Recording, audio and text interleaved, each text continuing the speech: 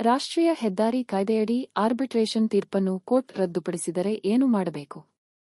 ಮುಂದಿನ ಕ್ರಮದ ಬಗ್ಗೆ ವಿವರವಾದ ಮಾಹಿತಿ ಇಲ್ಲಿದೆ. ನಮಸ್ಕಾರ. ಇದು ನಿಮ್ಮ ಕೋರ್ಟ್ ವೆಬ್ ನ್ಯೂಸ್. ರಾಷ್ಟ್ರೀಯ ಹೆದ್ದಾರಿ ಕಾಯ್ದೆಯಡಿ ನಿಯೋಜಿತ ಆರ್ಬಿಟ್ರೇಟರ್ ಜಿಲ್ಲಾಧಿಕಾರಿ ನೀಡಿದ ತೀರ್ಪನ್ನು ಜಿಲ್ಲಾ ನ್ಯಾಯಾಲಯ ರದ್ದುಪಡಿಸಿದ ಸಂದರ್ಭದಲ್ಲಿ ಕೈಗೊಳ್ಳಬೇಕಾದ ಕ್ರಮಗಳು ಹೀಗಿವೆ. ರಾಷ್ಟ್ರೀಯ ಹೆದ್ದಾರಿ ಕಾಯ್ದೆಯಡಿ ನಿಯೋಜಿತ ಆರ್ಬಿಟ್ರೇಟರ್ ಜಿಲ್ಲಾಧಿಕಾರಿ ನೀಡಿದ ತೀರ್ಪನ್ನು ಜಿಲ್ಲಾ ನ್ಯಾಯಾಲಯ ರದ್ದುಪಡಿಸಿ ಹಕ್ಕೊತ್ತಾಯದಾರರ ವಾದಗಳನ್ನು ಅಂಗೀಕರಿಸಿದ ನಂತರ ಮೂಲ ವಿವಾದವನ್ನು ಸೂಕ್ತ ಪ್ರಕ್ರಿಯೆಯಲ್ಲಿ ಪುನಃ ಹೊಸದಾಗಿ ನಿರ್ಧರಿಸಬೇಕಾಗುತ್ತದೆ. ಆರ್ಬಿಟ್ರೇಟರ್ನಿಂದ ಸ್ವಯಂಚಾಲಿತವಾಗಿ ಹೊಸ ನೋಟಿಸ್ ಬರಲು ಕಾಯುವ ಬದಲು ಹಕ್ಕೊತ್ತಾಯದಾರರು ಆರ್ಬಿಟ್ರೇಷನ್ ಪ್ರಕ್ರಿಯೆಯನ್ನು ಪುನರಾರಂಭಿಸಲು ಹೊಸದಾಗಿ ಮನವಿ ಅಥವಾ ಅರ್ಜಿ ಸಲ್ಲಿಸಬೇಕಾಗುತ್ತದೆ. ಕಾರ್ಯವಿಧಾನದ ವಿವರವಾದ ವಿವರಣೆ ಈ ಕೆಳಗಿನಂತಿದೆ. ಸ್ವಯಂಚಾಲಿತ ನೋಟಿಸ್ ಇಲ್ಲ. ಆರ್ಬಿಟ್ರೇಟರ್ ನೀಡಿದ ತೀರ್ಪು ನಂತರ ನ್ಯಾಯಾಲಯದಿಂದ ರದ್ದುಪಡಿಸಲ್ಪಟ್ಟರೆ ಆ ಆರ್ಬಿಟ್ರೇಟರ್ ಅನ್ನು ಫಂಕ್ಟಸ್ ಆಫಿಷಿಯೋ ಎಂದು ಪರಿಗಣಿಸಲಾಗುತ್ತದೆ.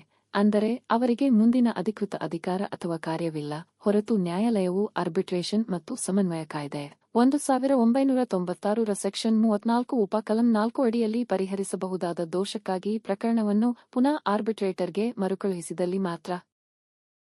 ಸೆಕ್ಷನ್ 34 ಉಪಕಲಂ 4 ಅಡಿಯಲ್ಲಿ ಮರುಕಳುಹಿಸುವ ಅಧಿಕಾರವು ಕೇವಲ ಕಾರಣಗಳನ್ನು ನೀಡಲು ಅಥವಾ ಖಾಲಿ ಇರುವ ಭಾಗಗಳನ್ನು ಭರ್ತಿ ಮಾಡಲು ಮಾತ್ರ ಸೀಮಿತವಾಗಿದ್ದು, ವಿಷಯದ ಮೂಲ ಅರ್ಥದ ಮೇಲೆ ಪುನಃ ತೀರ್ಪು ನೀಡಲು ಅಲ್ಲ. ಇಲ್ಲಿ ತೀರ್ಪು ವಿಷಯದ ಮೆರಿಟ್ ಆಧಾರದಲ್ಲಿ ರದ್ದುಪಟ್ಟಿರುವುದರಿಂದ ಹಿಂದಿನ ಆರ್ಬಿಟ್ರೇಟರ್ ಸ್ವಯಂಚಾಲಿತವಾಗಿ ಕ್ರಮ ಕೈಗೊಳ್ಳಲು ಸಾಧ್ಯವಿಲ್ಲ. ಹೊಸ ಪ್ರಕ್ರಿಯೆ ಅಗತ್ಯ. ತೀರ್ಪು ರದ್ದುಪಡಿಸಿದ ನಂತರ ಮೂಲ ಆರ್ಬಿಟ್ರೇಷನ್ ಒಪ್ಪಂದ ಮತ್ತು ವಿವಾದ ಮಾನ್ಯವಾಗಿಯೇ ಇರುತ್ತವೆ, ಆದರೆ ಹಿಂದಿನ ಆರ್ಬಿಟ್ರೇಷನ್ ಪ್ರಕ್ರಿಯೆ ರದ್ದುಗೊಂಡಂತೆ ಪರಿಗಣಿಸಲಾಗುತ್ತದೆ. ಆದ್ದರಿಂದ ಪಕ್ಷಗಳು ಆ ನಿರ್ದಿಷ್ಟ ವಿವಾದದ ಸಂಬಂಧದಲ್ಲಿ ಆರ್ಬಿಟ್ರೇಷನ್ ಮೊದಲು ಇದ್ದ ಹಂತಕ್ಕೆ ಮರಳಿದಂತಾಗುತ್ತದೆ. ಹಕ್ಕೊತ್ತಾಯದಾರರ ಕ್ರಮ.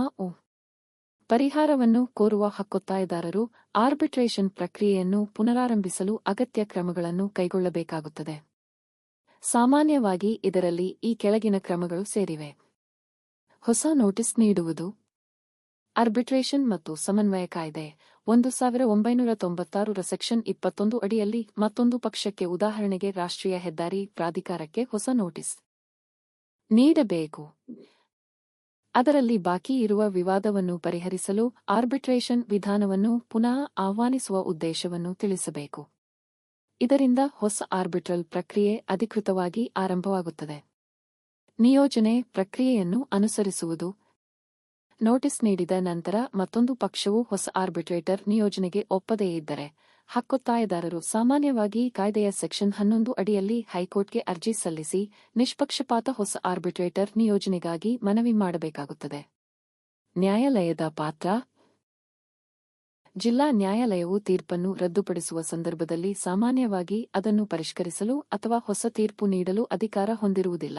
ಅದರ ಅಧಿಕಾರವು ಕೇವಲ ತೀರ್ಪನ್ನು ಮಾನ್ಯಗೊಳಿಸುವುದು ಅಥವಾ ರದ್ದುಪಡಿಸುವುದಕ್ಕೆ ಮಾತ್ರ ಸೀಮಿತವಾಗಿರುತ್ತದೆ. ನ್ಯಾಯಾಲಯದ ಆದೇಶದಲ್ಲಿ ನಿರ್ದಿಷ್ಟ ನಿರ್ದೇಶನಗಳಿರಬಹುದಾದ್ದರಿಂದ ಹಕ್ಕೊತ್ತಾಯದಾರರು ಆ ಆದೇಶವನ್ನು ಸೂಕ್ಷ್ಮವಾಗಿ ಪರಿಶೀಲಿಸಬೇಕು. ಆದರೆ ಸಾಮಾನ್ಯವಾಗಿ ಹಕ್ಕೊತ್ತಾಯದಾರರು ಹೊಸದಾಗಿ ಪ್ರಕ್ರಿಯೆಯನ್ನು ಆರಂಭಿಸುವುದೇ ಅಗತ್ಯ ಕ್ರಮವಾಗಿದೆ. ಒಟ್ಟಿನಲ್ಲಿ ಹಕ್ಕೊತ್ತಾಯದಾರರು ಮತ್ತೊಂದು ಪಕ್ಷಕ್ಕೆ ಅಧಿಕೃತ ನೋಟಿಸ್ ನೀಡುವ ಮೂಲಕ ಹಾಗೂ ಹೊಸ ಆರ್ಬಿಟ್ರೇಟರ್ ನಿಯೋಜನೆಗಾಗಿ ಸರಿಯಾದ ವಿಧಾನವನ್ನು ಅನುಸರಿಸುವ ಮೂಲಕ ಹೊಸ ಆರ್ಬಿಟ್ರೇಷನ್ ಪ್ರಕ್ರಿಯೆಯನ್ನು ಸ್ವಯಂಪ್ರೇರಿತವಾಗಿ ಆರಂಭಿಸಬೇಕಾಗುತ್ತದೆ. ಇದು ಈ ವಿಷಯದ ಕುರಿತ ಸಂಕ್ಷಿಪ್ತ ಮಾಹಿತಿ. ಕಾನೂನು ಕುರಿತ ಮತ್ತಷ್ಟು ಮಾಹಿತಿಯನ್ನು ಪಡೆಯಲು ನಮ್ಮ ವೆಬ್ಸೈಟ್ಗೆ ಭೇಟಿ ನೀಡಬಹುದು. ಈ ಮಾಹಿತಿ ಉಪಯುಕ್ತವಾಗಿದ್ದರೆ ಒಂದು ಲೈಕ್ ಕೊಡಿ.